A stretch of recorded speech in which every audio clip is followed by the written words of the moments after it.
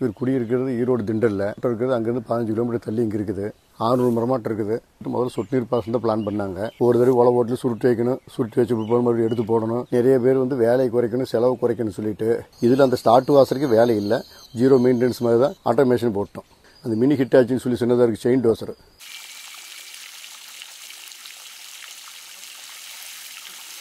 Tamil Nadu YouTube சேனலை காண வந்த விவசாயிகள் அனைவருக்கும் வணக்கம்.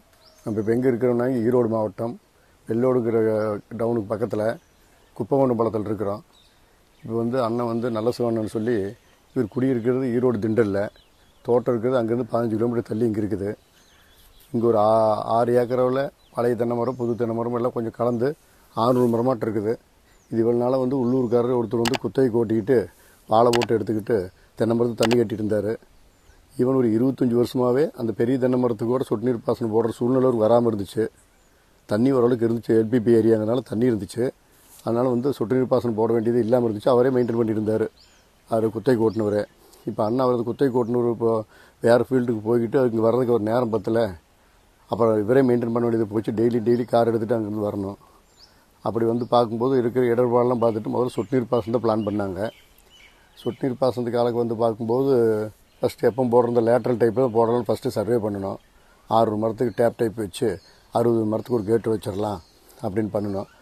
அப்புறம் இருக்கிற லேட்ரல் போட்டாலுமே இப்போ இருக்கிற ஆள் பிரச்சனைக்கு ஒரு தடவை உழவு ஓட்டில் சுருட்டி வைக்கணும், சுருட்டி வச்சு பிற்பாடு மறுபடியும் எடுத்து போடணும். இதெல்லாம் பார்த்துட்டு அதை வந்து பிவிசியாக கன்வெர்ட் பண்ணிக்கலாம்னு முடிவு பண்ணணும். இப்போ நம்ம எப்போ டிசைன் பண்ணுற மாதிரி தான் மெயின் லைன் வந்து 2.5 இன்ச் பைப் எடுத்து தோட்டத்துடைய சென்டரில் கிழக்கு மேற்கா 2.5 இன்ச் மெயின் பைப் போட்டு இதில் வந்து தெற்கு வடக்கா 2 இன்ச் சப்ளைன் போடுறோம். வடக்கு 5 லைனு, தெற்கு 5 லைனு. இதுவும் பழைய மாடலில் தான் மெயின் லைன் 2.5 2 இன்ச்சு. இதுலேருந்து 16 mm ஓஸ் எடுத்து போடுவோம் வழக்கமாக. லெஃப்ட்டில் ஒரு 2 மரம், ரைட்டில் ஒரு 2 மரம், 3 மரம் இப்படி வச்சு மொத்தமாக 60 மரத்துக்கு வர மாதிரி கேட் ஹோல் பண்ணுவோம். அதே டிசைன் தான்.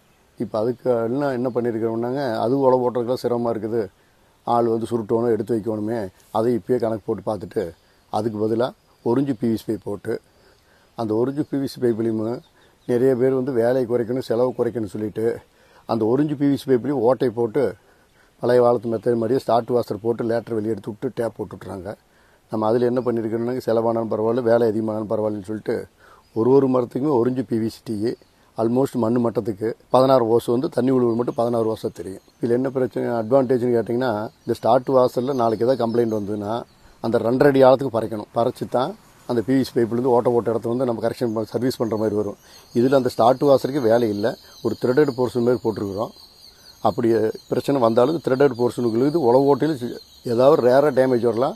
அது ஜீரோ மெயின்டெனன்ஸ் மாதிரி தான் ஈஸியாக கழட்டி போட்டுக்கிற மாதிரி தான் இருக்குது. ஸோ இது ஒரு பெரிய அட்வான்டேஜ் பண்ணியிருக்கிறோம். இப்படி போடும்போது அடுத்து லேட்டரான திங்கிங்கில் வந்து இப்போ சொட்டு நீர் பாசனம் போட்டாலும் கேட் வால் திருவிடருக்கு வந்துட்டு போய்த்தான் இருக்கணும். அட்லீஸ்ட் 2 நாளைக்கு ஒருக்காவது வந்து திறந்துருவணும். இல்லை தண்ணி பார்த்தா போச்சு டெய்லி வந்து 4 கேட்டு விடுற மாதிரி ஆயிருமேன்னு சொல்லிட்டு கையோட ஆட்டோமேஷன் போட்டலான்னு சொல்லி ஆட்டோமேஷன் போட்டோம். அப்போ இதில் என்னென்ன புதுமையாக பண்ணியிருக்கோம்னு சொன்னோம்னா, சொட்டு நீர் பாசனம் வந்து லேட்டருக்கு வந்து பிவிசியை கன்வெர்ட் பண்ணோம். அது ஒரு மாடலு.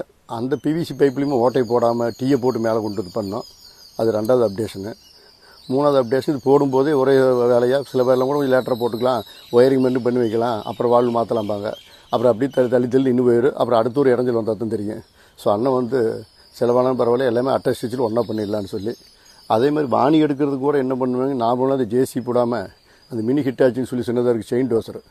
அந்த வண்டி நம்மளுக்கு நண்பர்கள் ஒருத்தர் ஓடிட்டு இருந்தாருன்னா சொல்லி அவரே வர சொல்லும்போது காட்டுக்குள்ளே வாணி எடுக்கிறது ரொம்ப எளிமையாக போச்சு. பேர்பட்ட சின்ன சந்து மேடு பள்ளம் மருந்தில் போயிடும். பழைய வாணியில் டிஸ்டர்ப் பண்ணாமல் போகும், தைக்க வரைக்கும் கிழக்கு மேய்க்குமா. அதுமாரி மூடுறதுக்கு அதை வண்டியே அண்ணன் நான் கூட சொல்லவே இல்லை, அவராகவே மூடிட்டார். ஸோ வந்து லேபர் வந்து ரொம்ப அதாவது ஜேசிபி வந்துட்டு போன தடமே இல்லாமல் வேலையும் ஈஸியாக முடிச்சிருச்சு. தோட்டமாட்டமே இருக்குது. அந்த பெரிய வண்டி வந்ததுன்னா மேடு பள்ளம் ஏடு ஓட போயிடும், அதை ஒரு ரிப்பேர் பண்ணிகிட்டு இருக்கணும். ஸோ அதுவும் அது அண்ணா ஐடியாவிலே அதே சிறப்பாக பண்ணி முடிச்சிட்டோம். இப்போ ஆட்டோமேஷன் பண்ணியாச்சு, ட்ரிப்பும் பண்ணியாச்சு, பிவிசி லேட்டரும் பண்ணியாச்சு. இந்த தோட்டத்தில் வந்து அட்வான்ஸாக இன்றைக்கி அப்டேட்டில் என்னென்னு இருக்குதோ அனைத்தும் இருக்குது.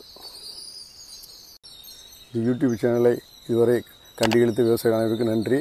இந்த மாதிரி உங்களுக்கு புதுவான தகவல் தெரிஞ்சுக்கணும் அப்படின்னீங்கன்னா நம்ம தமிழ்நாடு இரிகேஷன் எக்யூப்மெண்ட்ஸ் யூடியூப் சேனலை சப்ஸ்கிரைப் பண்ணுங்கள். இந்த தகவலுக்கும் நண்பர்களுக்கு ஷேர் பண்ணுங்கள். அவங்களுக்கு பெனிஃபிட் ஆகட்டும், அவங்களுடைய நண்பருக்கு போய் சேரட்டும்.